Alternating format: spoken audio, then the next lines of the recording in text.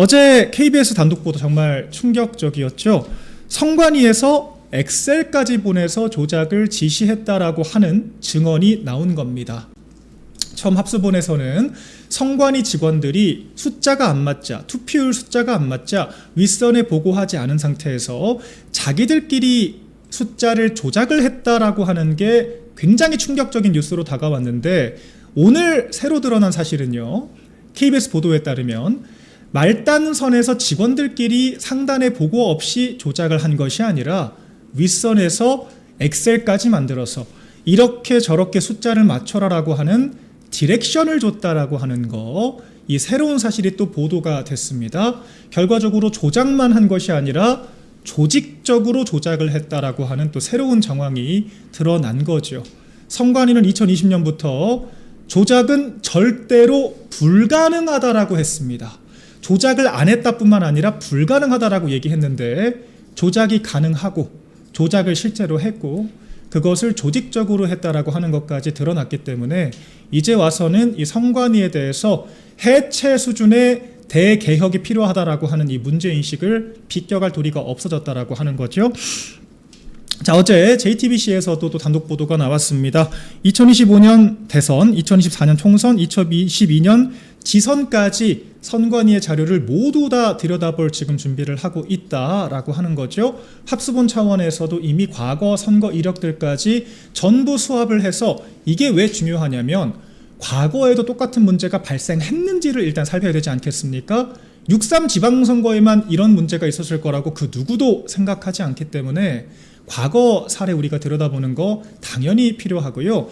과거에 그런 문제 사례가 똑같이 있었는데도 개선하지 않은 상태에서 부정선거는 불가능하다, 조작은 불가능하다라고 면피만 하면서 개선을 거부해왔다, 개혁을 거부해왔다라고 하는 사실이 추가적으로 드러난다면 지금보다 훨씬 더 큰 파장이 불러일으켜질 수밖에 없을 것으로 전망이 됩니다. 그래서 성관위 이슈 굉장히 일파만파고요. 앞으로 특검 추천까지 우리가 국민추천위가 제대로 된 특검 추천하는지 계속해서 감시, 관리, 감독해야 될 책임이 저희 모두에게 또 이 부여가 된 겁니다. 그래서 앞으로도 올림픽공원을 중심으로 한 이 재선거, 선거소청 그리고 특검을 향한 우리 어떤 목소리, 분노 더욱더 강력하게 표출을 해줘야 될 시점이다라고 생각이 되고요. 아직 끝난 게 아닙니다. 저희가 8분 응선 넘었지만 더 투쟁해야 될 여지가 남아있다, 설명드리겠습니다. 자, 다음으로는요, 연기금 관련된, 우리 또 증시 폭락 관련된 이야기 저희 또 집중적으로 짚어봐야겠죠. 저희가 어제 연기금 관련 이야기, 이틀 연속 서킷 브레이커라고 하는 정말 초유의 사태에 대해서 이재명과 김용범이 결과적으로 청년들의 삶을 수렁으로 내몰았다. 4050 세대 자산시장에 주로 참여하는 민주당의 코어층들까지 이재명을 손절할 수밖에 없는 정말 극한의 상황으로 치닫고 있다 말씀을 드렸는데요. 오늘 3일 연속 코스피가 또 하락을 했다라고 하는 소식을 전해드려야 될 것 같습니다. 오늘도 하락장으로 코스피가 마감이 돼서 이제 5,000대 중반 정도 간신히 기록을 하고 있는 상황입니다. 전문가들도 지금 하한선을 예측을 하지 못하고 있는 상태, 4,000선까지도 떨어질 수가 있다라고 전망을 하고 있는 그런 상태이기 때문에 앞으로도 투자에 굉장히 유의하셔야 될 것 같은데요. 이 지점에서 오늘 최고위에서 장동혁 대표께서 연기금, 즉 증시도 특검해야 되는 것 아닌가, 이쯤 되면 불법 아닌가라고 하는 주장을 또 새롭게 제기를 하셨습니다.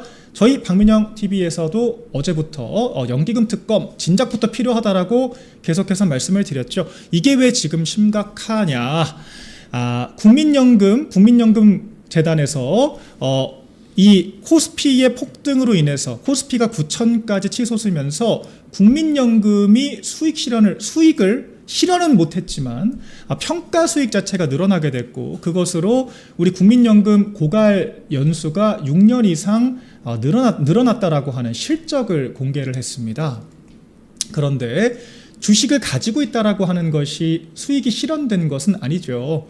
가지고 있는 주식을 팔아서 수익을 얻어야 그것이 비로소 연기금의 시드머니, 그러니까 연기금의 기초 자산이 늘어나는 그 과정으로 이양이 되는 겁니다. 그런데 지금 연기금이 리밸런싱을 늦추게 되면서 결과적으로 제때 매도를 하지 못했고, 그러니까 이득을 볼 수 있는 타이밍에 연기금이 정리를 하지 못했고 묶여있던 상태에서 지금 3일 연속 하락장을 겪고 있기 때문에 결과적으로 연기금이 200조 가까운 손실을 봤을 것이다 라고 하는 지금 전망이 이루어지고 있습니다.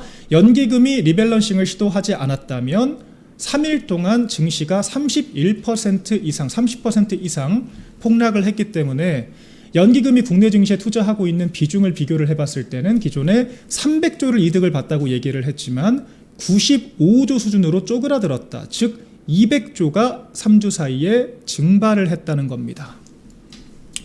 200조면 국민연금공단의 계산에 따르면 우리 국민연금 4년 이상을 지탱을 할 수 있는 그런 연기금, 이것을 국민연금 증시 폭락을 막기 위해서 억지로 리밸런싱을 하지 않고 매도를 하지 않고 가지고 있다가 고스란히 손해가 됐다라고 한다면 이거는 국가적인 손실이라고 볼 수밖에 없죠. 더군다나 그 연기금 손실의 수익, 누가 수익을 실현하고 나갔는가, 결과적으로 외국인들만 배불리는 결과가 됐다라고 한다면 결과적으로 우리 국고를 통해서 외국인들만 밥을 먹인 그런 상황이 돼버린 겁니다.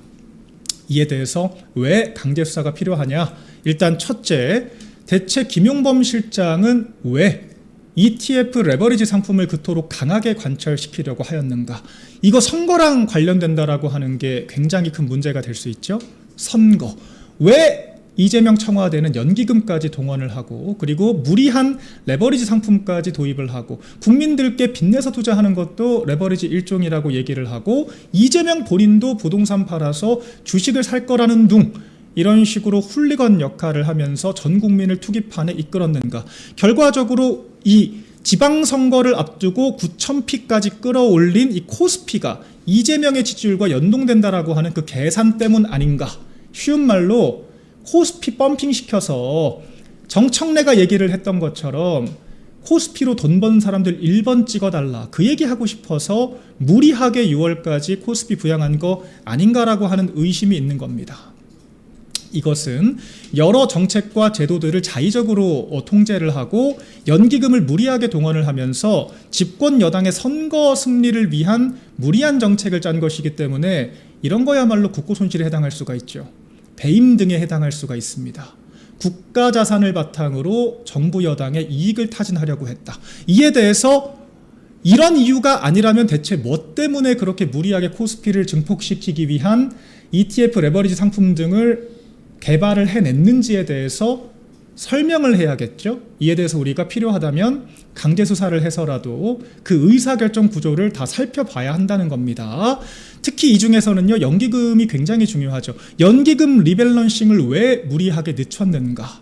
상식적으로 연기금이 수익을 실현할 수 있을 때 많은 코스피가 폭등을 해서 연기금에서 수익을 실현했을 때 우리 노후 자금이 충족해질 수 있다라고 판단을 한 그 시점에 리밸런싱을 했다면, 엑시트 했다면 수익이 나는 건데 왜 그때 팔지 못하고 버틸 수밖에 없었는가? 결과적으로 코스피 증시 폭락을 막기 위해서 무리하게 연기금으로 땜빵을 시킨 게 아니냐라고 하는 거죠. 이 또한 무슨 근거를 가지고 그와 같은 판단을 했는지, 대체 무엇을 위해서 그 연기금의 국내 증시에 투자할 수 있는 그 비중까지 억지로 늘려가면서 리밸런싱을 막았는지에 대해서 철저하게 규명을 해야 됩니다.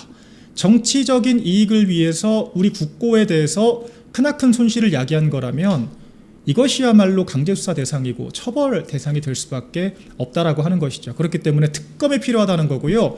더 디테일하게 들어가자면 대체 환율 방어를 위한 전략적, 전술적 환해지에 쓰여지는 국민연금의 운용 방식은 왜 변경을 했고 왜 정은경 장관 같은 사람들이 컨트롤을 하고 있으며 어째서 2030년까지 국장 관련 연기금 운용 회의록에 대해서 열람도 못하게 막아놨는지, 이 총체적인 부분들을 전부 다 규명을 해야 되는 겁니다.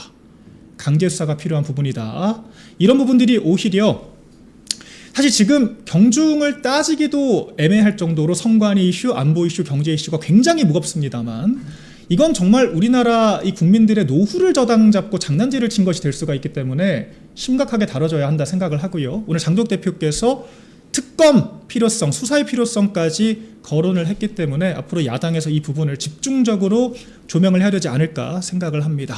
오늘자 국민연금이 공식적으로 발표하지 않았지만 연기금이 아직까지 국내 증시에 묶여있다라고 하는 것을 전제로 3주 전보다 200조가 넘게 손실을 봤다라고 하는 점은 우리가 아주 쉽게 계산할 수 있는 사실이고요. 이와 같은 부분들에 대해서 국민연금 의사결정구조 우리 국민들께서 굉장히 궁금해하실 것 같습니다.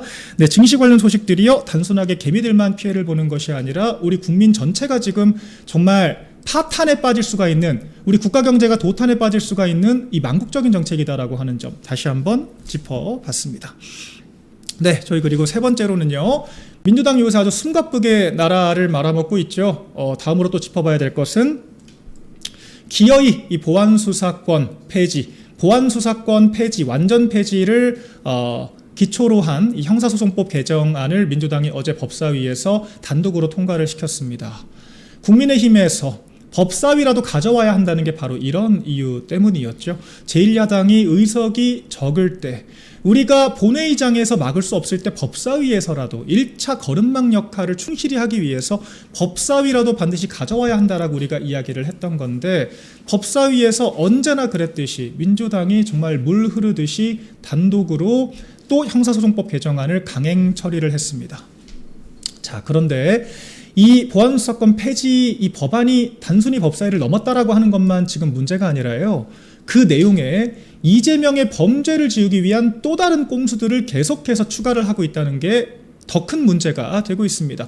현재 개정 형사소송법 개정안을 보면요, 오늘 박대출 의원도 페이스북에 직접 인용을 해서 올렸죠. 오늘 여러 우리나라 기분의 의원부터 여러 의원들이 문제 제기를 했는데, 이 부분을 보시면요, 제327조 공소기각 관련, 공소기각이 여러분들 뭡니까? 우리가 재판 갔을 때 유무죄를 따지기 전에 이 기소 자체, 검사가 기소를 제대로 했는지, 즉 절차상의 하자가 없는지를 먼저 따져보는 것이 공소기각의 중요성입니다. 절차가 맞지 않아서, 수사권이 없거나 기소 절차가 잘못됐다라고 해서 증거 소집의 과정이 잘못됐다라고 해서 공소가 기각되면요, 실제 유죄라고 하더라도 본안 재판까지 가지도 않습니다. 그렇기 때문에 이 공소기각이라고 하는 꼼수를 굉장히 우리가 눈여겨봐야 하는데, 지금 이 법안에는요, 굉장히 모호한 규정들이 들어가 있습니다. 공소기각의 조건에 중대한 위법 수사에 기하여 공소가 제기되었을 때, 그리고 소추 재량권을 현저히 일탈하여 공소가 제기되었을 때라고 하는 모호한 규정이 들어갑니다. 현저히 일탈했다, 중대한 위법 수사가 있다. 이거 결과적으로 연어술 파티니 뭐니 이런 식으로 물타기 하면서 연어술 파티 뭐 자백 강요를 했다라고 하는 시나리오 쓰면서 이와 같은 것들을 근거로 삼아서, 이와 같은 것들을 이용해서 이거 공소 잘못됐으니까 공소 기각해야 된다, 즉 검사가 공소를 취소하지 않는다고 하더라도 법원에서 법 규정에 따라서 공소를 기각해야 한다라고 하는 그런 범죄 지우기를 위한 단서 조항이 아닌가라고 하는 강력한 의심이 든다는 거죠. 이재명의 플랜 A, B, C, 정말 아주 가지가지로 범죄를 회피할 수 있는 그런 꼼수들을 개발을 하고 있어요. 부동산에는 근저당이라고 하는 새로운 민간요법을 개발을 하더니, 형사소송법상으로는 법 자체를 없애거나, 법을 못 없애면 공소 자체를 취소하라고 검사들을 압박하거나, 검찰을 해체해서라도 공소 취소가 안 된다라고 하면 법원에 가서 이거 공소 기각 사유예요 라고 이야기를 하면서 재판 자체를 회피해버리는, 정말 오만 기묘한 방식으로 이 법치를 누더기로 만들어서 이재명 범죄 지우기 하나에만 집중하고 있는 이런 타락한 집권 여당의 모습 여러분들께서 목도를 하고 계십니다.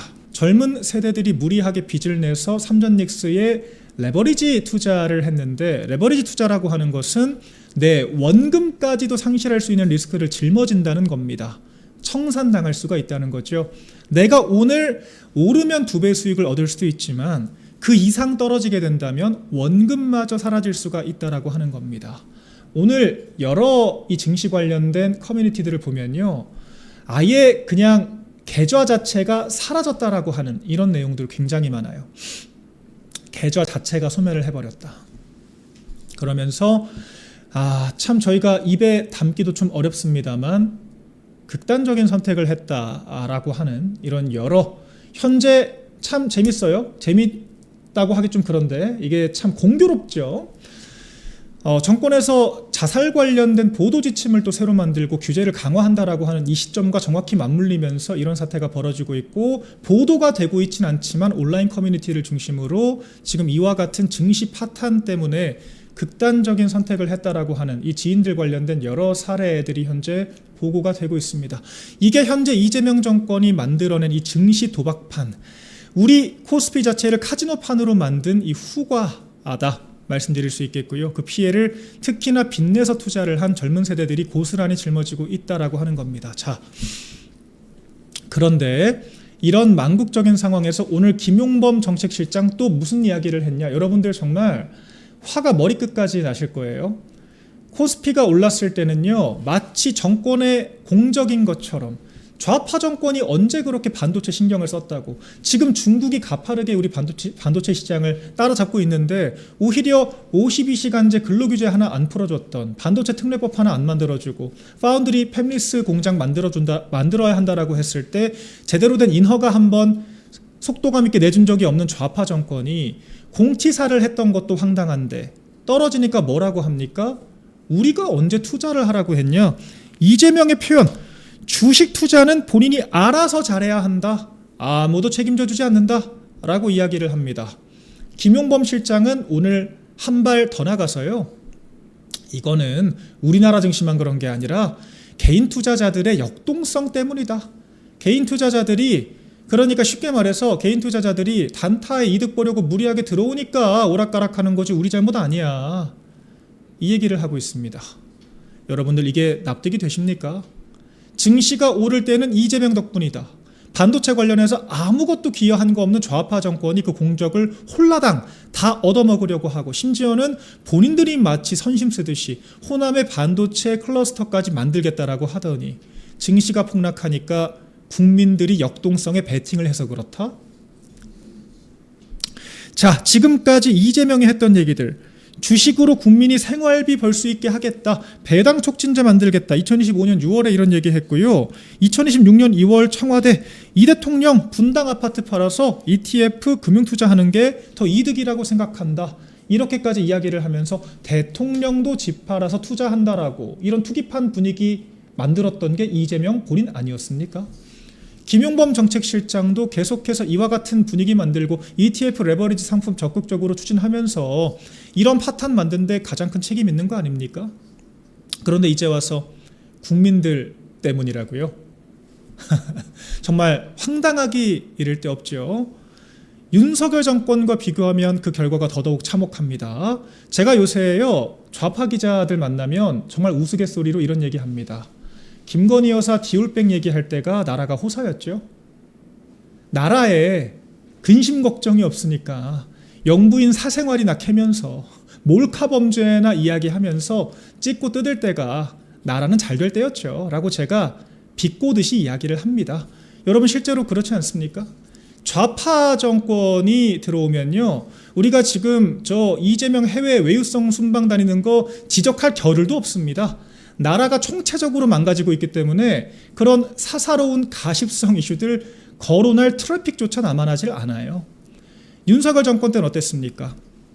저희가 우리 국민들께 불편함을 끼쳐드리고 저희 지지율 다소 떨어질 수 있다라고 하더라도 전기료 인상하고 재정 건정성 확충하면서 문재인 정권 때 망가뜨린 우리 재정 건정성부터 회복하는 데 앞장섰습니다.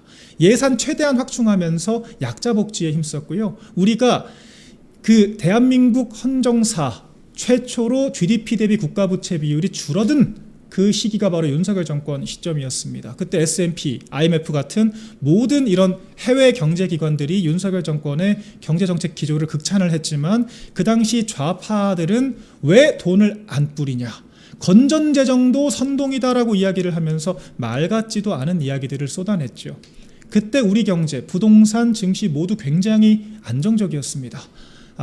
지금처럼 사이드카, 서킷 브레이커 매일같이 걸리는 일 전혀 발생하지 않았고요. 심지어 이재명이 나라 망한다고 난리를 쳤던 비상계엄 직후에도 이 정도로 증시 폭락하지 않았습니다. 환율도 증시도 윤석열 정권 때 민주당이 나라 망한다고 부르짖는 그 어떤 순간에도 지금처럼 폭락한 적, 추락한 적 없었습니다. 이재명 정권 때 아무런 리스크도 없고 본인들이 정권의 입법 권한까지 전부 다 틀어지고 있으면서도 이렇게까지 경제 망가뜨리고 있다고 하는 거 지금 남 탓할 겨를이 있습니까? 부동산은 또 윤석열 정권 탓이라면서요. 근데 또 증시는 본인들 잘못이 아니라 국민들 잘못입니까? 이런 지점들에 대해서 저희가 강력하게 문제 제기하고 단죄해야 된다. 제가 연기금 특검 여러분들께 거듭 말씀드리죠. 저희가 당내 교통정리가 마무리되는 대로 다른 무엇보다 시급한 것이 안규백에 대한 단죄 그리고 이 연기금에 대한 우리가 엄밀한 검증입니다.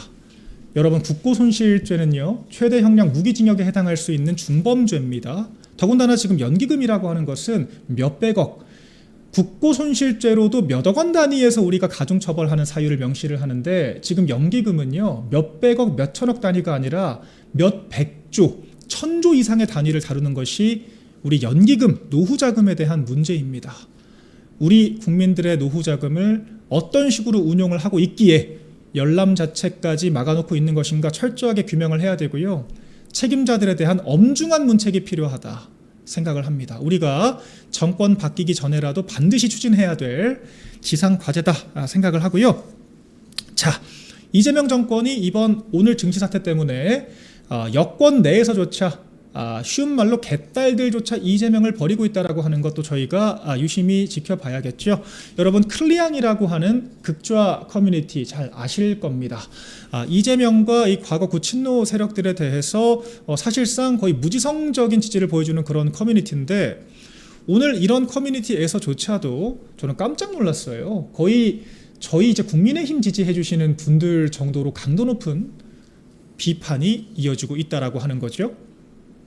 이재명 정권에 대해서 거의 제 논평과 표현 수위가 똑같습니다.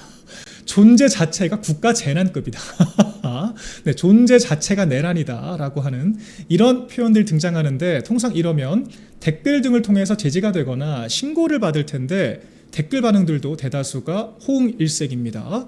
역대급 국가 호황 본인들도 알아요. 지금 반도체 호황이라고 하는 게 좌파들이 잘해서가 아니라 우리 경제가 정말 어려울 때도 삼전닉스의 오너들이 오너십을 가지고 투자를 포기하지 않았기 때문에 끝까지 반도체를 붙잡고 있었기 때문에 지금의 호황을 누리는 겁니다. 자, 그런데 이런 상황에도 IMF 이상으로 경제를 이렇게까지 박살낼 수가 있냐라고 하는 신라. 그래서 검은 화요일에 이 김용범 실장의 발언들 저희보다 더 가열차게 비판하고 있죠. 쭉쭉 오늘 댓글 반응 넘기면서 좀 보겠습니다. 정말 여러 가지 이야기들이 있어요. 심지어는 6.3 지방선거 전에 이런 일이 안 터져서 다행이다라고 하는 망국적인 발언들도 있었습니다. 6.3 지방선거 전에 안 터진 게 아니라 안 터지게 억지로 틀어막고 있었던 거죠. 금리 안 올리고 연기금 리밸런싱 안 하고 경제적으로 반드시 필요한 조치들 정치적으로 막아놨기 때문에 지방선거 전엔 방어를 했던 것이고 자, 이건 이제 오늘 또 있었던 반응들이에요. 네, 본인들도 알고 있습니다. 지금 정부가 왜 그렇게 다급하게 극단적인 선택 관련된 보도 규제가 필요한가? 네, 한강 가는 분들, 자 원색적인 표현까지 등장을 하죠. 네, 인생 자체가 송두리째 망가진 분들 많을 것이다. 본인들이 자조적으로 이야기를 합니다. 아이러니하게도 민주당의 4050 세대가 가장 이 자산 시장에 민감할 수밖에 없는 사람들이기 때문이죠. 자, 저딴 걸 대통령이라고 뽑아놓고 그리 좋아했던가 이런 그건까지 등장을 하고 있는 이 좌파 커뮤니티의 모습. 이재명이 점점 힘을 잃어버릴 수밖에 없는 결과적으로 이 중도라고 하는 게요 복잡하게 설명할 거 없이 경제에 가장 민감할 수밖에 없죠. 정치에 관심을 안 가지더라도 경제는 체감될 수밖에 없는 것이거든요. 이념 성향이 좌파더라도 경제는 직격탄인 것이고 중도 성향도 경제는 민감할 수밖에 없다라고 하는 겁니다. 쭉쭉 계속 반응 보겠습니다. 네, 그래서 이거는 이제 오늘 또 이재명 관련해서 여기는 뭐 젊은 층들 많이 이용하는 커뮤니티 이런 별명도 생겼어요. 잼데믹이다. 잼데믹.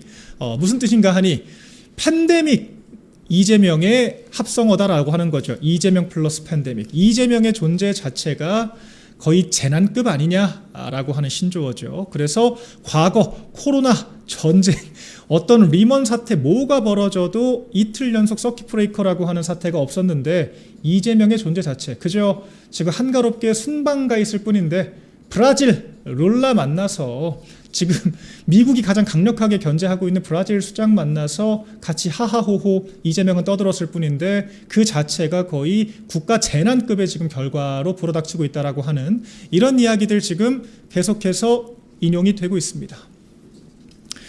정말 상황이 심각하죠. 이런 부분들 아마 이재명 정권의 추락을 빠르게 지금 급속도로 앞당길 수밖에 없는 요인이다라고 말씀드리겠고요. 자, 이에 대해서 지금 계속해서 여러 반응들 또 띄워주면서 제가 얘기 이어가 보겠습니다. F4라고 하죠. 저희 경제 주요 기관들 수장들 4명이 모이는 회의를 또 다급하게 오늘 6시에 진행을 한다라고 지금 정부가 발표를 했습니다. 자, 늦어도 너무 늦었죠. 어제 떨어지고 오늘은 그래도 어제 한참 떨어졌으니까 설마 이틀 연속 폭락하겠어 라고 했던 모든 예측들을 깨고 이틀 연속 최악의 하락폭을 기록을 하니까 이제 와서 부랴부랴 헤드쿼터인 이재명은 어디 가서 지금 놀고 있고 F4라고 하는 사람들이 모여서 긴급회의를 하겠다라고 하는데 글쎄요. 늦어도 너무 늦지 않았습니까? 그중에서 지금 이재명을 대신해서 청와대 내정의 컨트롤타워 역할을 해야 될 김용범이라고 하는 사람의 인식 자체가 이토록 국민 탓이나 하고 있는 수준이니까 뭐 대단한 결과가 나오겠습니까? 예, 길거리 나앉게 생겼다라고 하는 분도 지금 계시죠. 이재명 말만 철석같이 믿고 아니 그랬겠습니까? 이재명 정권만 들어서면은 정말 봄이 올 것이다라고 굳게 믿었던 이런 개딸들 입장에서는 이재명 믿고 투자할 수 있죠. 저축했던 거 전부 다 투자했다가 절반 반토막이 났는데 이사를 하려고 보니까 부동산도 폭등해서 이사 가기도 어렵다. 대체 이게 나라 꼴이 뭡니까? 증시하라 그래서 이재명 말만 듣고 증시했던 사람들 돈도 돈대로 잃고 이사 가려고 하니까 부동산도 폭등해서 이사도 못 가고 국민들의 삶을 멀쩡한 삶을 이렇게 송두리째 망가뜨릴 수가 있습니까? 여러분들 충격적인 건요. 이재명 정권 1년밖에 안 됐다는 겁니다. 1년 동안 문재인 5년 동안 말아먹은 거 회복하는 것도 20년, 30년이 걸릴 판인데 윤석열 정권 3년 동안 반의 반도 복원을 못했는데 이재명은 1년 동안 그보다 더 큰 폭으로 국가 경제를 말아먹고 있다라고 하는 거 좌파들조차도 이제 숨길 수가 없는 상황이 됐다라고 하는 게 심각한 상황이고요. 경제기관, 경제금융수장 4인방이 어떤 회의를 하건 간에 제대로 된 대책 나오기 어렵다라고 하는 거 우리 모두가 알고 있습니다. 각자 도생해야 되는 상황이 돼버렸고요. 지금 신혼부부들부터 부동산 신혼부부들부터 어떻게든 금융자산, 자산 증식해서 내 집 마련해보겠다라고 하는 젊은 층들 지금 전부 다 좌절감에 떨고 있을 수밖에 없는 오늘 정말 검은 화요일에 이은 검은 수요일 저희가 전달드렸습니다. 이 와중에 어제 조정식, 친명그룹으로 알려져 있는 조정식 국회의장은 이재명의 연임을 이야기를 했죠. 국민들은 지금 복장이 터지고 계좌가 무너지고 내 집이 무너지고 있는데 국민들의 의식주 자체가 송두리째 무너지고 있는 그날에 조정식 국회의장, 친명그룹으로 국회의장까지 된 조정식 의장은 이재명의 연임론을 이야기를 합니다. 오늘 한 발 뺐죠. 어제 전국 단위에서 정치권은 물론이고 국민들이 전부 다 들끓고 심지어는 여권 내에서도 송영길조차도 이건 아닌 것 같다. 조국조차도 헌법 128조 2항 모르느냐? 헌법 개정, 연임 헌법 개정은 현직 대통령에 대해서는 효력이 없다라고 하는 조문까지 읽어주면서 맹폭을 했습니다. 그러니까 오늘 이제 와서 수습하는 척을 하고 있죠. 던져보고 반응 나쁘니까 수습을 하고 있다. 저는 강력하게 의심을 합니다. 왜 그러냐? 어제 조정식 의장의 말은 너무나도 완결성 있는 현행 헌법에 대한 부정이었어요. 무슨 뜻이냐면 이미 본인도 현행 헌법상 현직 대통령의 연임이 불가능하다라고 하는 걸 알고 있기 때문에 국민이 선택할 문제라고 하는 단서를 달았습니다. 현행 헌법으로 불가능하지만 국민이 선택할 수 있다라고 해석이 되죠. 그 말은 즉슨 현행 헌법으로 불가능하지만 추진하겠다라고 하는 말로밖에 번역이 안 되는 겁니다. 기자들에게 낚였다? 그 말을 누가 믿겠습니까? 결과적으로 이재명이 당권까지 뺏기면 레임덕 바로 불어닥칠 것이고 연임이라도 불가능하면 정당 컨트롤 안 될 게 뻔하니까 이재명이 총선 당권 정청래가 틀어진다고 이재명 끝나는 거 아니야. 이재명 연임할 수 있어. 그런 암시를 주기 위해서 또 한편으로는 지금 지은 죄가 한두 가지입니까? 이재명 정권 지금 들어와서 제가 아까 연기금 특검만 말씀드린 게 아니라 안규백 같은 사람들 지금 조만간 2차 폭로가 있을 거라고 해요. 탈영병 출신의 방위병을 국방부 장관으로 앉혀서 우리 최전방에 3단봉 들고 북한군과 맞닥뜨리게 만든 이런 게 바로 외환죄 아닙니까? 적국을 이롭게 하는 외환죄죠. 이런 지금 망국적인 정책, 안보 정책들을 펼치고 지금 정동원 같은 자를 앉혀서 한미동맹을 총체적으로 박살내고 지금 정은경 장관 같은 자, 남편을 포함해서 주식 관련된 불법적인 의혹을 무더기로 받고 있는 자가 우리 연기금을 컨트롤하고 있는 이런 상황에 대해서 얼마나 죄를 진 게 맞습니까? 또 이재명 본인에 대해서 본인 범죄 지우기 하겠다고 공소 취소, 대장동 항소 포기, 법 왜곡죄, 사심죄까지 얼마나 많은 업보를 지금 쌓았습니까? 오죽하면 오늘 또 정성호 장관 관련 새로운 보도가 있었죠. 정성호 장관은 이미 3개월 전부터 이재명에게 그만두겠다고 이야기를 해왔다. 제가 말씀드린 딱 그 얘기와 정확히 맞습니다. 국회로 돌아가서 당으로 돌아가겠다, 배지를 한 번 더 달겠다라고 하는 거. 결국 말이야, 내가 당으로 돌아가서 역할을 하겠다지만 속내는 법무부 장관으로 순장되기 싫고 4년 임기라도 국회의원 연장을 해야 내가 버틸 수 있지 않겠냐라고 하는 그런 속뜻을 전달을 했다는 겁니다. 지금 이게 이재명 정권의 현 주소입니다. 1년 만에 이 정도로 말아먹었으니 정말 무슨 짓을 벌여서라도 연임이라도 하지 않으면 민주당이 통째로 지금 날아갈 수밖에 없는 그런 상황 아니겠습니까? 그렇기 때문에 어제와 같은 무리수를 던졌다라고 생각이 되고, 오늘 조정식의 말도 못 믿겠지만 청와대 왜 강훈식 실장이 나와서 이야기를 하죠? 오늘 장덕 대표가 직격을 했습니다. 이재명이 나와서 5글자만 말하면 된다. 연임은 없다. 얼마나 단순하고 간단합니까? 연임은 없다. 5글자만 말하면 되는데 이재명 본인은 온데간데 없고 강훈식이 나와서 아이고 이재명 가라사대, 이재명 왈, 현행헌법으로는 불가능하다. 생각이 없다고 한다. 이렇게 전원의 형태로 이야기를 했습니다. 여러분 이 말이 믿어지십니까? 장동혁 대표가 처음 얘기한 게 아닙니다. 당대표 취임 직후 이재명과의 오찬에서도 연임하지 않겠다라고 분명하게 입장을 밝혀달라고 이야기를 했지만 그때도 대변인이 대신 나와서 현행헌법으로 불가능하다라고 답변을 회피를 했죠. 이번도 마찬가지입니다. 노골적인 야욕이 드러나서 여기에 대해서 추궁을 하니까 또 한 번 회피를 합니다. 결과적으로 어떤 식으로든 명분이든 말이든 만들고 연임이라고 하는 것을 무뎌지고 흐려지게 만들어서 언젠가는 관철시키겠다라고 하는 야욕 저희가 끝까지 추적해서 막아야만 한다라고 말씀드리겠습니다. 정말 우리 법치주의의 사형 선고가 내려진 날이다. 전 이렇게도 말씀드리고 싶어요. 검찰총장 대행이 즉각적으로 사의 표명을 했고요. 지금 민주당의 주요 인플루언서들도 이재명이 거부권 행사하지 않으면 민주당에 대한 지지를 영구히 철회하겠다라고까지 강력하게 반발을 하고 있습니다. 법조계들도 뒤집어졌습니다. 설마 이렇게까지 대책 없이 보안사건 전면 폐지를 관철시킬 거라고는요, 민주당을 지지하던 식자층 그룹에서도 상상도 못했다라고 하는 거. 오늘 이 본회의 표결의 파장 정말 클 것으로 예상이 됩니다. 결국 이것도 우리가 필리버스터 24시간 이후에 강제 종결되는 조항 때문에 속절없이 통과가 되어버린 것이고요. 현재 청와대에서는 이 법안에 대해서 국회의 결정을 존중한다라고 이야기를 하면서 공포를 하겠다, 수용하겠다라고 하는 의사를 현재 표한 상태이기 때문에 이 법안이 공포가 되고 실제 발효가 될 가능성이 굉장히 큽니다. 정말 우리나라의 이 법치가 백척간도 위기 상황에 있다라고 전달드릴 수 있겠습니다. 우리가 너무도 여러 가지 사례가 있지만 당장 오늘만 해도요, 강선우 보좌진 갑질 사태, 보좌진 갑질 등 사태로 여가부 장관 후보자로 지명됐다가 낙마하고 구속까지 된 강선우 국회의원, 강선우 의원의 이 보좌진 고발 사건이 전부 다 무혐의 불송치 처분이 됐다라고 하는 보도가 오늘 있었습니다. 말러님 슈퍼챗 안 읽어주셨다고 제가 이따 꼭 읽어드리겠습니다. 죄송합니다. 저희가 좀 저희 PD님들이 누락한 것 같아요. 죄송합니다. 제가 이거는 그 말론이 안 그래도 제가 기억하고 있어가지고 방송 중에 잠깐 언급드렸고요. 다시 돌아와서 강선우 이 보좌진들의 사건 복수 고발건들이 있었는데 불송치가 됐다. 그리고 여러분들 서영교 의원 사건도 불송치 결정이 됐죠.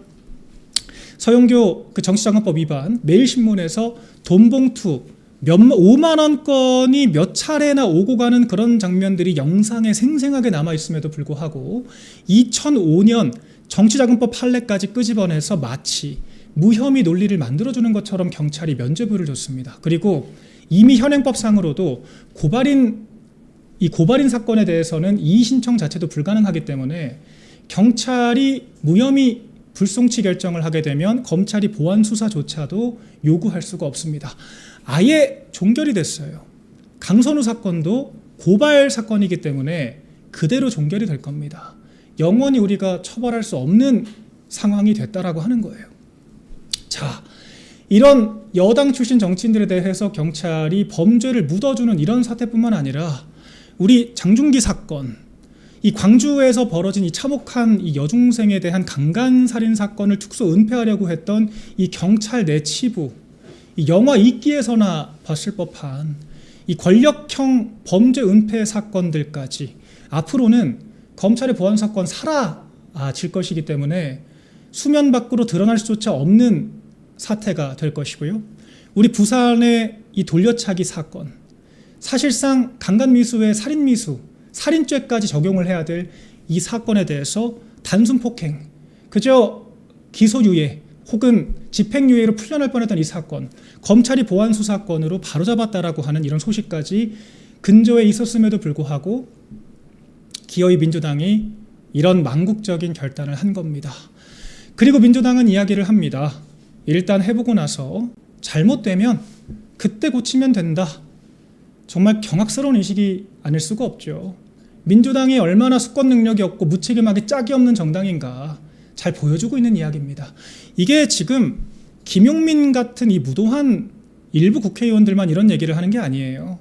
민주당의 심지어 스피커들도 방송 나와서 오죽할 말 없으면 일단 해보고 안 되면 나중 가서 고치면 된다. 이렇게 이야기를 하죠. 여러분들 근데 우리가 지난 좌파 정권의 잘못된 정책들, 임대차 3법, 민식이법, N번방 방지법과 같은 이런 악법들, 코로나 강제접종과 같은 이런 정말 악행들, 사후적으로 잘못됐다라고 하는 게 드러났을 때 바로 잡을 수 있습니까?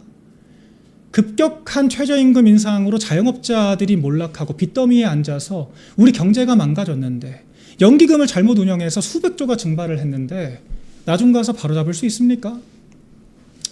이런 잘못된 결정으로 우리 법치가 무너지고 나서 언제 어떻게 바로잡겠다고 하는 겁니까?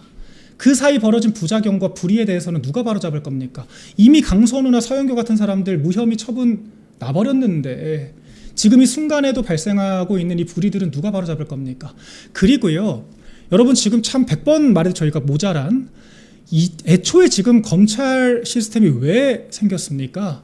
공안경찰 시대, 수사 과정에서 우리 이 법치를 수호한다라고 하는 미명 아래 이 피고인들, 피의자들의 인권을 하나도 보장하지 않고 막무가내 수사했던 그 경찰들의 이 과거 폐해를 바로잡기 위해서 우리가 검찰이라고 하는 경찰을 견제할 수 있는 기관을 만들어낸 것이고, 그 검찰이라고 하는 기관을 중심으로 우리가 수십 년 동안 이 지능범 수사들에 대한 노하우들을 쌓아온 건데, 이걸 다시 퇴행, 과거로 되돌리겠다라고 하면서 잘못되면 바로잡으면 된다. 이미 과거 잘못을 바로잡기 위해서 만든 시스템을 허물어뜨리면서 잘못되면 바로잡겠다. 이런 이야기를 하는 것이 민주당이 얼마나 자격 없는 정당인가를 잘 보여주는 사례라고 생각을 하고요. 왜 민주당이 절대로 집권해서는 안 되는 정당인가를 보여주고 있다고 생각을 합니다. 이런 게 바로 강성층에게 잡아먹힌 정치인 겁니다. 우리 당은요, 당원들이 만만해서 당대표 폐지하자고 하는 정당이에요. 민주당처럼 당원들이 원하면 국가를 수렁에 빠뜨려서라도 이런 악법까지 통과시키는 이런 걸 우리가 강성정치고 잘못된 정치라고 하는 겁니다. 국민의힘이랑 비교하지 마세요. 지금 이런 상황들에 대해서 저희가 끝까지 투쟁해야 되고, 이거 어떻게 바로잡아야겠습니까? 법은 법으로 바로잡을 수밖에 없습니다. 결과적으로 우리가 집권했을 때는 시행령을 통해서라도 바로잡았지만 지금은 정권마저 사라져버렸기 때문에 우리가 재집권하기 전까지는 결과적으로 총선을 승리해서 법을 다시 바꾸는 수밖에 없다. 종합적으로는 이재명이 하루빨리 저 자리에서 내려올 수 있도록 만들어야 한다라고 하는 결론밖에 도출되지 않는 상황이고요. 우리가 이 선관위 특검을 시작으로 이 법치 파괴 행위들, 그리고 우리 증시, 연기금 등 우리 경제까지 파괴하는 이런 망국적 행위들에 대해서 철저하게 규명하고 끝까지 싸워서 이재명 정권 하루빨리 정리될 수 있도록 해야 한다 말씀드리겠습니다. 끝으로 민주당 전당대회 소식 한번 짚어보겠습니다. 제가 또 어제 민주당 전당대회 관련해서 오늘 또 추가적으로 취재를 해보니 일단은 오세훈 시장에 대해서는 대법원 유죄가 확실하다라고 하는 평가들이 많습니다.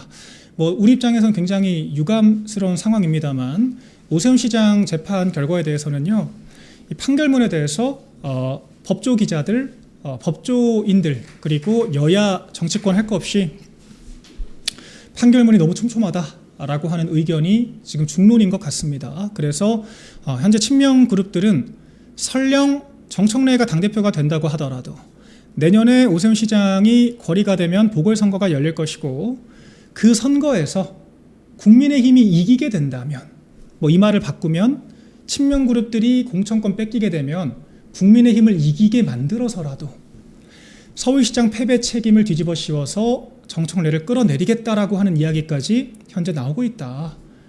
이런 말씀 제가 전해드렸죠. 그래서 지금 전당대회는 1차전에 불과하고 차기 서울시장 선거가 또 하나의 화약고 분수령이 돼서 민주당의 2차전이 벌어질 수 있다라고 하는 이런 소식을 전해드렸습니다. 그런 분위기 속에서 지금 실제로 민주당이 그와 같은 정말 최악의 무리수를 둘 수밖에 없는 상황들 점점 다가오고 있는 것으로 보여지죠. 김민석 후보에 대한 또 하나의 또 네거티브가 터졌습니다. 우리가 유승민, 한동훈 같은 사람들에 대해서 배신자로 기억하고 평생 유승민 의원에 대해서 아직까지도 우리가 기회를 주겠다는 전혀 움직임이 있을 수가 없죠. 그 기억이 잊혀질 수가 없습니다. 정권을 고꾸라뜨린 사건이기 때문에 그렇습니다. 한동훈 씨도 마찬가지일 것이고 김민석 후보가 민주당에서 딱 그런 지금 처지다라고 하는 거죠. 그 과거 좀 트리거가 됐던 발언들이 김민석 후보는 저도 몰랐는데 노무현 전 대통령에 대해서 죽여버리겠다고 말했다는 보도까지 있었다고 하더라고요. 우리로 치면은 한동훈 씨가 윤 대통령에 대해서 죽여버리겠다라고 말했다고 하는 수준의 기사가 나온 그런 사례로 비견해 볼 수가 있을 것 같은데 이 기사에 대해서 지금 현재 친명 그룹으로 새만금 지금 청장으로 또 가 있죠. 민주당에서 흑석 김의겸으로 유명했다가 민주당 대변인으로 사사건건 똥볼만 차다가 이제 공천은 못 받고 현재 정권 바뀌니까 새만금 청장으로 뻔뻔스럽게 기관장으로 가 있는 김의겸 전 의원이 오늘 또 증언을 했습니다. 민주당 내 현재 벌어지고 있는 김민석 후보 내 이 배신자론과 이 불신이 얼마나 크면 이렇게까지 직접 나와서 바로잡아야 하는 상황인가에 대해서 우리가 엿볼 수 있는 장면인데, 근데 전 이것도 패착이라는 생각이 들어요. 몰랐던 사람들도 외려 알게 됩니다. 사실 저도 김민석 후보가 과거 노무현 전 대통령 배신했다라고 하는 평가를 받는 정치인이라고 하는 건 알고 있었지만 이 정도로 강도 높은 이야기가 오갔다라고 하는 말은 처음 듣거든요. 오히려 지금 김민석 후보의 무고함을 입증하기 위해서 김민석 후보가 완전 기회주의자였구나 라고 하는 것만 더 들춰낸 꼴이 됐다라고 지금 보여집니다. 결과적으로 대통령 심기경호용 대리인 선거를 하면서 김민석 후보가 점점 더 무리수만 두고 있다라고 하는 상황인 것이고요.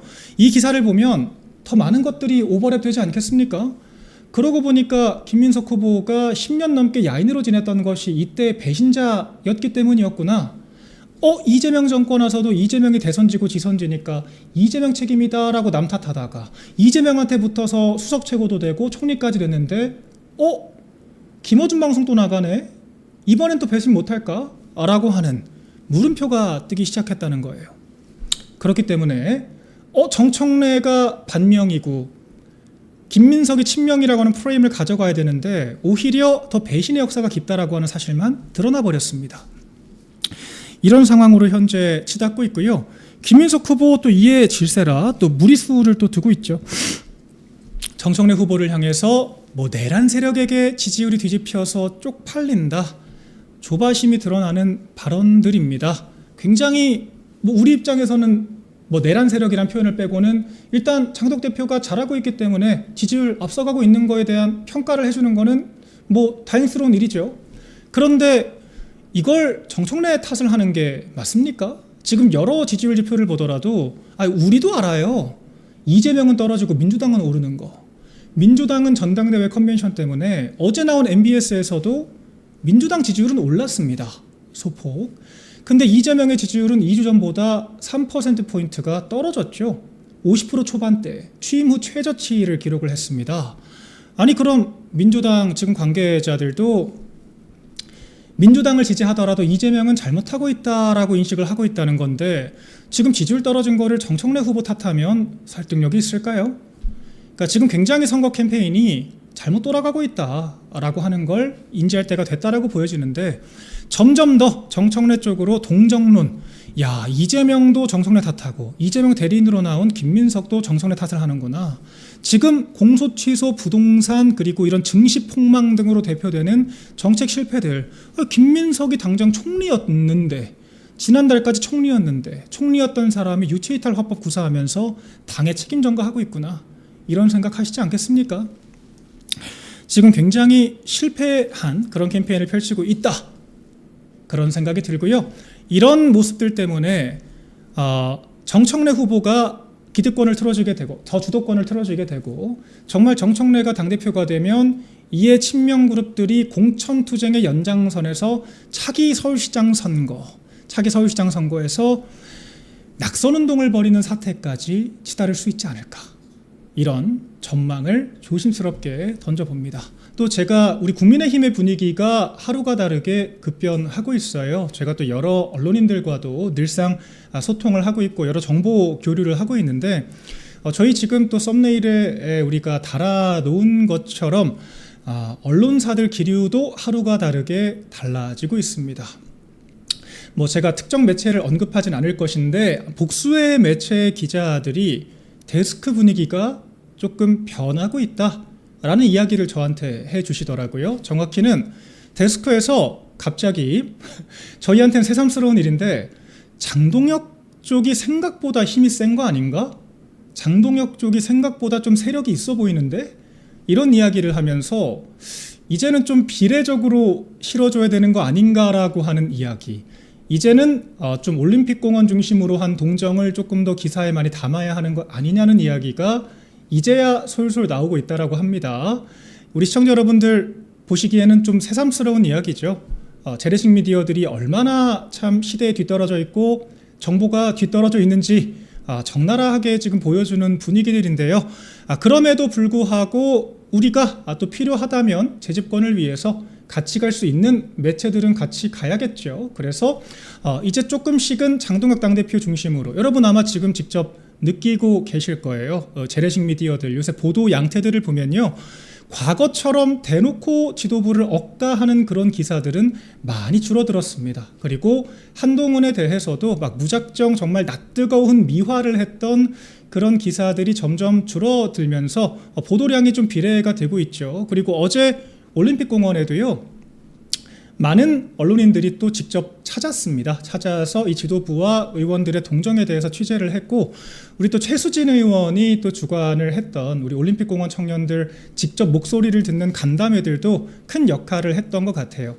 이게 실제 이 재래식 미디어들이 바라보는 것과 달리 우리 청년들, 우리 보수 진영의 국민의힘 이제 우파 진영의 지지자들이 얼마나 이 구태 기득권 의원들을 경멸하고 있는지, 대안과 미래, 대책 없는 미래 같은 집단들 얼마나 기득권 구태 세력으로 정해 내리고 있는지, 그 와중에 유일하게 함께 싸워주는 장동혁 당대표에 대해서 얼마나 큰 지지를 보여주고 있는지 이제야 좀 알아가는 단계라고 합니다. 또 그 결과가 한동훈 씨의 첫 보안사건 폐지 토론회에서도 드러났죠. 제가 어제 비유 드린 것처럼 당선되자마자 한 거라고는 열심히 공부 모임 찾아다니고 개파 모임 찾아다니고 토론회 다니면서 남의 결혼식 축의금 열심히 내고 다녔는데 정작 한동훈 씨가 결혼식 연다, 첫 토론회 연다라고 하니까 민주당은 한 명도 안 오고 국민의힘에서도 김기현 의원 정도 좀 정치적인 수가 보이는 그런 정도를 제외하면 그냥 딱 창당 멤버 하면은 딱 맞을 정도의 친한동훈계 의원들만 자리를 했다라고 하는 거. 한동훈 씨가 참 고쳐쓰기 어려운 사람이라는 거 이제는 언론들도 눈치를 못 챌 수가 없겠죠. 점점 더 장동혁 당대표의 공간을 늘려나가면서 저희가 앞으로 우리 우파 진영의 재편을 위해서 정말 제대로 된 우리 보수 우파들 중심으로 새롭게 재편된 국민의힘을 중심으로 해서 제대로 싸우는 모습 저희가 보여드려야겠다라고 하는 소식으로 오늘 문을 열겠습니다. 네, 그 와중에 아직까지도 이 철부지 같은 소리 하는 몇몇 언론들이 있죠. 이제 중앙일보는 조금 빠지는 분위기인데 회사 사정도 그렇고요. 조선일보와 동아일보는 여전히 참 우리 할아버지들 넋두리 하는 것 같은 그런 사설들을 매일같이 쏟아내고 있습니다. 조선일보도 오늘 이런 사설을 내놨어요. 배신자들은 찍히면 공천 못 받는다. 강성 지지자들에게 포로가 된 여야라고 헤드라인을 달았습니다. 근데 이게 기사화까지 되어야 할 내용인가요? 이건 정당의 문제가 아니라 조직의 문제 아닌가요? 제가 누차 말씀드리죠. 조직을 무너뜨릴 작정으로 먹던 우물에 침 뱉는 걸로 모자라서 먹던 우물에 독극물까지 타는 사람들, 홍장원 같은 사람들 여러분들 보시죠? 박지원 국정원장 땐 박지원한테 인사청탁하다가 윤석열 정권 바뀌니까 윤석열 정권의 아첨에서 또 차장하다가 윤석열 정권 계엄 터지고 나니까 이상한 지렁이 같은 메모지, 조작된 메모지 가져와서 가짜 증언했다가 본인이 지금 기소될 위기에 처해 있다라고 하는 홍장원 씨. 이런 사람들, 한동훈 같은 사람들, 그럼 이런 사람들이 우대받으면 그 조직이 정상적으로 바로 서겠습니까? 조선일보는 조선일보에 일하다가 다른 회사로 조선일보 기밀 팔아가지고 홀라당 넘어간 직원 있다고 하면 그 직원 용서하고 바로 고쳐 쓰겠습니까? 고쳐 쓰는 걸 넘어서 승진시킬 거예요? 조직을 배반하고 정권을 배반하고 등진 사람들한테 그런 비대위원장 만들어주고 당대표 만들어주는 게 정상적인 조직인가요? 이런 말 같지도 않은 헤드라인 다는 것부터가 참 여전히 함량미달의 주장을 하고 있다 생각이 되는데 이런 비슷한 논조를 동아일보도 똑같이 오늘 보도를 했습니다. 동아일보 보도가 늘상 제가 말씀드리죠. 약간 조선일보가 딱 한동훈 같은 느낌이다. 한동훈처럼 아무튼 궤변이라도 억지소리라도 해서 새로운 프레임이라도 만들어내는데 우리 동아일보는 딱 대책 없는 미래 같다. 언론판 대책 없는 미래. 대안도 대책도 없이 그저 반대를 위한 반대만 하고 지식도 없는 상태에서 그저 훈수만 두고 사퇴해라 고사만 지내면서 연판장 하나 합의해서 못 올리는 딱 그런 대책 없는 미래 언론판 동아일보에서 오늘 또 사설을 냈는데 이건 또 좀 제가 내용을 보면서 좀 낱낱이 이야기를 드리려고 합니다. 이런 당대표 제도를 그대로 둬도 되냐? 라고 하는 이런 제목인데요. 요지는 그런 겁니다. 장동혁 당대표가 지방선거 패배했는데도 불구하고 강성층들을 앞세워서 버티기를 하고 있다. 버티기를 하고 있는데 이러니까 당대표 폐지 얘기까지 나오는 거 아니냐. 일단 이런 얘기들이에요. 제가 일단 여러 가지 조금 의구심을 제기를 하고 싶은데 일단 동아일보, 조선일보는 국민의힘 지지율 15%라고 선동했던 것부터 좀 사과를 하셔야 되지 않나요?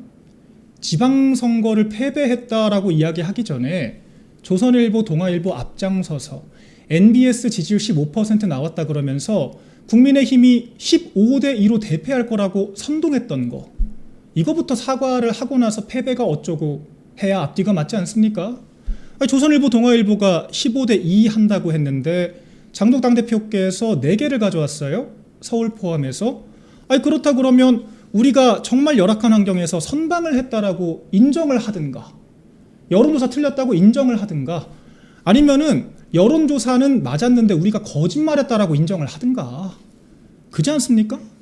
지방선거를 졌다라고 마음대로 전제를 하고 왜 안 물러나냐라고 이야기하는 것도 굉장히 황당하고 저희가 기초단체장으로도 비교를 드렸죠. 성남 용인 같은 광역단체 수준의 50만 인구가 넘는 광역 기초단체들 저희가 대거 확보를 했고 전체 220여 석 220여 개 기초단체장 중에 국민의힘이 100여 개를 확보함에 따라서 기존에 있었던 정권초 다른 정당의 여야 할 것 없이 지방선거보다 훨씬 선방을 한 것이 팩트다라고 저희가 짚어드렸습니다. 언론사들의 지지율 선동에도 불구하고 객관적 데이터로서 선방을 했다라고 하는 게 드러나는데, 일단 억지를 쓰는 거는 둘째 치자고요. 그러면서 제왕적 당대표라고 이야기를 해요. 최고위원들이 동시사퇴를 안 하면 무너지지 않기 때문에 오히려 막 정적 제거를 위한 수단으로 당권을 이용을 하고 막강한 공천권을 틀어주고 있다. 여기서 또 재래식 미디어들의 모순점이 발생하죠. 이따 다루겠지만, 아니 동아일보, 조선일보는 왜 한동훈 씨가 총선 비대위원장 할 때는 이런 얘기 안 하셨습니까? 한동훈 씨가 당원들이 뽑은 당대표도 아니고 비대위원장 낙하산으로 들어와서 마음대로 공천하고 마음대로 공천 취소하고 당대표 막강한 권한으로 전횡 휘두를 때 대통령까지 맘먹으려고 할 때는 왜 찍소리 안 하다가 장동학 대표가 주류가 되니까 왜 갑자기 당대표 시스템에 대한 의문이 생기셨을까요? 재래식 미디어들의 모든 주장은요, 한동훈을 버려야 일관성이 있습니다. 한동훈이 주류일 때는 한마디를 안 했던 그 모순 때문에 전혀 지금 설득력이 없다고요. 자, 그리고 이게 제왕적 당대표라고 하는 것도 말이 안 맞습니다. 기본적으로 민주당이 우리 당보다 훨씬 제왕적이에요. 여러분, 민주당에서 윤리감찰원에서 징계 절차 개시한다고 기사 한 줄 나오는 거 보셨습니까? 민주당의 윤리위 심사 대상이 우리 당처럼 이렇게 발악을 하면서 윤리위 자체를 공격을 하면서 명단 까발려 공격하면서 반항하는 거 보셨습니까? 당대표가 제왕적이면 언감생심 이게 가능하겠습니까? 오히려 민주당은요, 당대표의 권위에 대한 규정 자체가 존재하지 않습니다. 우리 당은 선출직 최고위원 4명 사퇴하면 당대표가 자동 권위되는 규정이 존재하죠. 당원 소환제도 존재를 합니다. 그런데 민주당은 당대표가 최고위원을 2명을 지명을 하기 때문에 당대표가 정말 막강한 권력을 가지고 있어요. 그러니까 민주당은 당대표를 존중하기 때문도 있지만 시스템상으로도 당대표가 권위되기가 어렵기 때문에 우리 당보다 임기를 지키는 경우가 많은 겁니다. 왜 그런 민주당에는 얘기 안 하고 엉뚱하게 우리 당 얘기를 하면서 물타기를 합니까? 뭐가 제왕적인가요? 제왕적 당대표라서 우리가 10년 동안 임기를 지킨 당대표가 한 명도 없습니까? 오히려 당원들이 뽑은 당대표 사사건건 무시해 왔기 때문에 이런 사태가 벌어지는 거 아닌가요? 그리고요, 같은 강성이라도 우리 당과 민주당이 같습니까? 여러분들, 강성이란 표현 자체를 전 동의하지 않지만 민주당은 정말 강성 맞죠. 그러니까 민주당은 당원들의 의사 따라서 지금 집권을 하고도 정책 방향성 하나 능동적으로 못 정하잖아요. 그리고요, 아니 당원들을 정말 강성이라고 생각하고 당원들이 진짜 무서우면은 감히 당대표 폐지 같은 이야기 할 수 있습니까? 여러분들, 민주당에서 당대표 폐지 이야기하는 국회의원 보신 적 있습니까? 정말 당원들이 무서우면 그런 말을 못 꺼내야 정상이죠. 입만 열면 당원 멸시, 당원들은 한 줌이다, 멍청한 극우들이다. 이거 김종혁 씨가 다 했던 이야기들입니다. 우리 당의 송석준 의원 같은 분들, 우리 당원들이 아직 국민의 사랑을 받을 준비가 안 돼 있다. 당원들을 철저히 국민들과 마치 적대적인 대결 구도에 있는 것처럼 깔아보면서 주호영 의원 인터뷰에서 당원들은 한 줌이다, 당원들은 일부에 불과하다, 이런 이야기 막 하잖아요. 윤상현 의원 당대표 폐지, 아니 우리 당원들이 진짜 강성이고 무서우면 어떻게 이런 얘기를 합니까? 민주당은요, 정말 강성화가 돼 있기 때문에 감히 그런 이야기를 못하고 훨씬 우리 당보다 제왕적 당대표로서 권위 규정조차 작동을 못하는 형태지만 그런 얘기 안 해요. 왜 우리 당에만 갑자기 이런 얘기를 하면서 당대표 폐지 타령을 갑자기 꺼냅니까? 그러니까 우리가 순수하지 않다. 재래식 미디어들이 기득권에 줄 서서 권영진 멱살잡이에는 제대로 된 얘기도 목소리도 안 내면서 당대표를 향해서만 공격하는 엽기적인 행태를 벌이고 있다라고 제가 지적을 드리는 거죠. 여러분들, 지금 재래식 미디어가 얼마나 엽기적이냐면요, 언론은 늘 새로운 거를 탐구합니다. 새로움을 조명하려고 하고. 지금 뭐가 새롭습니까? 저는 올림픽공원의 장동혁 대표의 모습이 정말 새롭습니다. 그렇지 않습니까? 지금까지 어떤 정치인이 그렇게 정말 시민들의 한 명으로, 정치인으로서가 아니라 시혜적으로가 아니라 정말 여러 시민들 중에 한 명으로서 그렇게 시민들 틈바구니에 녹아든 정치인이 과거 역대 보수 정치인 중에 있었습니까? 우리 당에서 우파 대표라고 하면요, 국민의힘 대표라고 하면요, 딱 김무성 같은 사람들이 떠올랐어요. 늘 청년들에게 가르치려고 하고 좋은 경험이라고 생각해야지 어쩔 수가 없다. 노룩 패스 같은 거 하면서 정말 대중 정서에 멀어져 있던 것들이 국민의힘의 당대표였습니다. 근데 지금 얼마나 놀랍고 새로운 장면이에요? 국민의힘 제1야당 그 보수 정당의 당대표라고 하는 사람이 누구보다 시민들의 한가운데 있다라고 하는 거, 시민들과 너무 자연스럽게 어우러져 있지 않습니까? 함께 공감하고. 그럼 언론들이 이걸 조명해야죠. 제1야당의 새로운 초식이다. 국민의힘이 청년들과 교감하기 시작했다. 국민의힘이 지지받지 못했던 중수청의 지지를 받고 있다. 이런 보도를 해야 정상이죠. 그리고 누구를 비판해야 됩니까?